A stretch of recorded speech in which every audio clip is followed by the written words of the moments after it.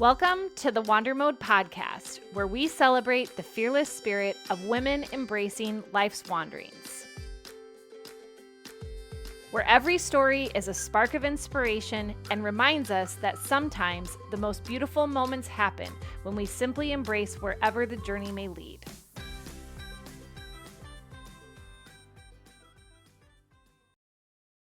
I'm so excited because I'm back with Paula. And I have not done this yet on this podcast where we've had a series of podcasts. But last time Paula and I talked, we talked a lot about your intuition and having a solid relationship with that little voice inside of us that's calling us to do something or change something or explore something.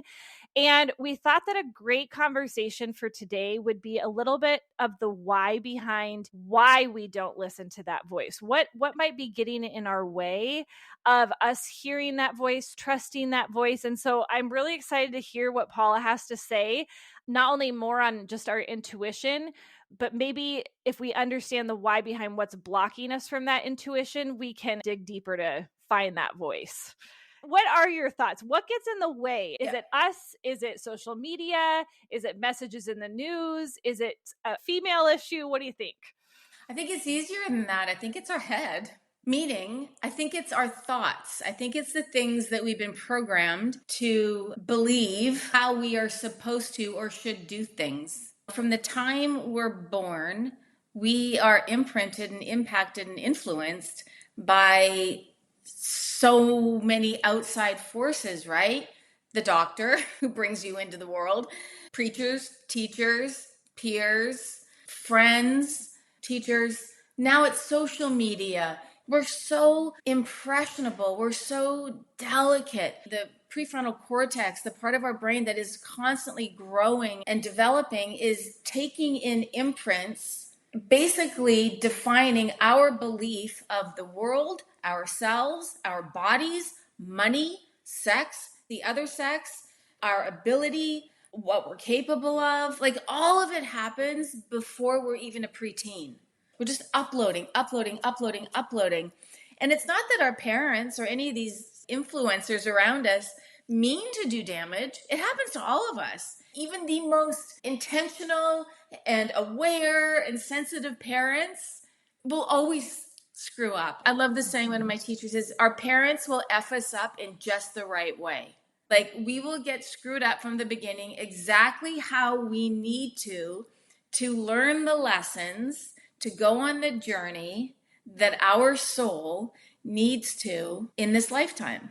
I feel like we get so disconnected from our inner voice, our inner wisdom, our higher self. But like, it's really so basic. We all have that. We have that nudge. We have that little voice inside of us that says, turn right, not left. Stop at 1 cup of coffee, not 3, because you know it's going to happen. Date this guy, not that guy. Different phases of life bring on different challenges, right? Like when you have a baby and you're handed this little person and said, here, take them. You're like, what? Young parents are just trying to survive. So we can't always be like, oh, inner voice, what are you trying to tell me right now? Please, inner voice, let me follow. What do I need to do today? We can't always live like that. But we also are creating our own lives based on the thoughts that we believe that we are creating. So our hearts and our heads are completely connected. What we feel affects our thoughts, and what we think affects our feelings. And I also think that our emotions are from our body, are signs to follow. Our emotions, whether overwhelm or anxiety or depression or any of these things that we might label as bad, they're not really bad. They're just signals that something needs tending to. Yep. We experience anxiety, whether we're women that are going through perimenopause, menopause, hormonal changes, or we've had substantial events in our lives to create anxiety or stress. What do? We go, oh, I'm going to have a drink. Oh, I'm going to go for a run. I'm going to pick a fight with my partner. I'm going to go buy a new handbag. Instead of going, okay, I'm feeling this feeling inside of me. Where is it in my body? One of my teachers, Lisa Sandler, who I adore, and we do a lot of work together, she'll say, so give it a shape. Does it feel like a rock? Does it feel like a porcupine? Make it a noun, right? Where in your body do you feel it? I feel it in my stomach. I feel it in my gut, or I feel it in my heart, or I feel it in my throat. My dad died very suddenly on June 4th, 10 years ago. And around that time, I would lose my voice. I would literally lose my voice because I never got to say goodbye. I held a lot of stress and energy in my throat chakra. We have this feeling. And then what will a Western doctor do? Oh, let me write you a prescription for that. Are you drinking? They don't ask those questions. What are you doing to numb out that feeling, right? They'll never ask you that. Listen, we need Western doctors. Of course we do. But more importantly is we want to be able to listen to our own intuition and our own bodies because our bodies are always communicating with us. But we don't trust ourselves. Yeah. And I think that happens because we know better. Like intuitively, we go, oh, I shouldn't have done that thing, or I shouldn't have said that thing. And I did, and I knew better. Now I go against myself. I lose integrity with my word. So the more we do that, the more out of integrity we become with ourselves and the less we trust ourselves. I work with a lot of midlife women. And what I see too is that it's a lot of these women coming to me going, I just got the diagnosis. And I know my life is out of balance. I'm stressed. I don't like this job anymore. It doesn't resonate with me. I did it for a certain reason so I could pay the bills and put the kids through school and whatever. And the body's changing, hormonal changes, perimenopause. You get all the information coming at you about do HRT, do this, do that. Don't trust your body. Don't trust the doctor. Let the doctor tell you what's right for you. Dr. Claudia Welsh says, it's our job to take care of the body, and then the body will take care of everything else. Our responsibility is to take care of our bodies, to take care of our spirit, to take care of our mind in terms of what we do daily through diet, lifestyle, stress management, spiritual practice, whatever that means to you. And then our bodies are designed, especially as women, to like bring in a life. Like we are a miracle in action. And we forget that. And we start to trust other people to tell us what's right for us. I mean, look what's happening in our world right now, in this country, right? And nobody can tell a woman what to do with their body.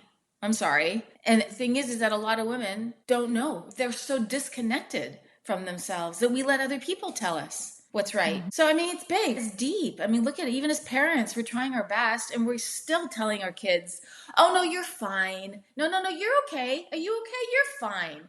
Well, maybe you're not fine. Have we ever asked ourselves that? Maybe I'm not fine. Like maybe this anxiety, maybe this is my body expressing something that I need to tend to. Because if I don't, it gets louder and it gets louder and it will get so loud one day that we're going to end up really sick or really diseased or out of balance in some way. There's another great book called The Body Keeps Score. It's like this brain of ours, it's like a muscle, right? We train it, it builds, but we have to train it. That's what's so key about meditation and awareness around our thoughts. And so I just think it's so important that we take radical responsibility, I like to say, or we are deliberate with how we live our lives. And we have to see that as we are unique. We are a unique expression of the one. But what is right for me? What do I want right now? What is restricting me? What is holding me back? What needs to change and shift? What are the boundaries that I've created for myself? I just feel like there's so many things that we're taught that just keep us not really in our bodies, really taking care of our bodies, listening to ourselves, following our hearts, our intuition. And we don't slow down. We're living in this fast-paced, nonstop, go, tech-filled world. I mean, look at the news. I mean, it's designed to distract us at this point. It's a joke.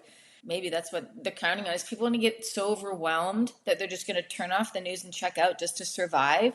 You know what I mean? Yeah. And I actually just listened to a podcast that said that exact thing, that you become so overwhelmed that your body doesn't know what to do with the information that it's receiving.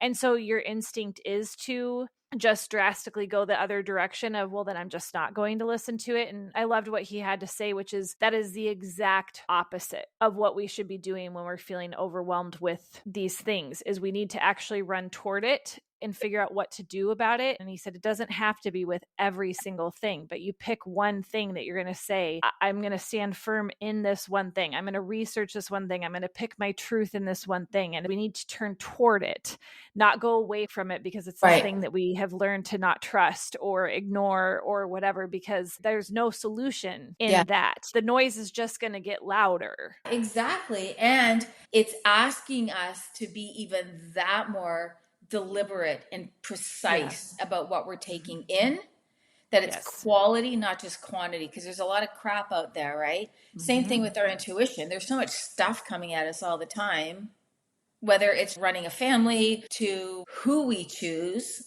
to listen to hang out with, to spend our valuable, precious time and energy.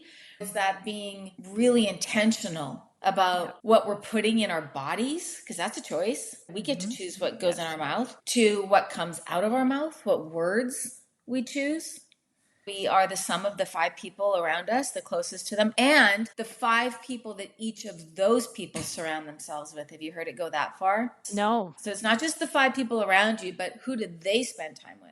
Like those habits, those thoughts, those beliefs, a lot of that stuff is just a few layers back. And that's why I do these 2-week cleanses twice a year. It's like I'm giving you bumpers. The next phase is to have a whole year-long container for women to come into, where we're really supported and have a place where we can have accountability and doing it collectively, because we're just so disconnected from each other too. Humans need humans. Women need other women. We need friendships, and we need connection with other women that are on a similar path with us, that have a similar mindset, that are wanting more for themselves. And then we get to hold each other to a higher standard. We have access to the conversations and the people and the influencers and all the stuff that we want to have access to, but there's so much that it's so hard to determine where to put our attention.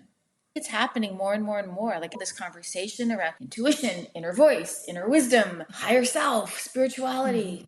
I think it's coming because it has to. Like that pendulum is swinging, and I think people are looking for it because we can't trust anymore what's outside of us.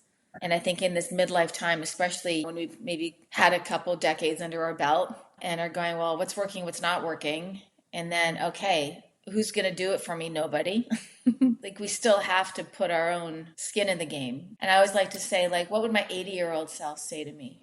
I love that perspective of what would the 80-year-old self say to my 40-year-old self? What would my 40-year-old self say to my 18-year-old self? And it kind of gets back to the thought of your inner child, who you were at your most innocent, whole self before the majority of the conditioning happened. And I look at my daughter, who is 4, and obviously even at 4, there's a level of conditioning that has happened, but you can still see that core innocence that you lose over time, the more conditioned you become. So it's going back to those earliest memories and what would you want to say? And I feel like it's the beautiful thing about parenting is that it gives you a little bit of this opportunity to give to your kids maybe what you wish that you had had for yourself.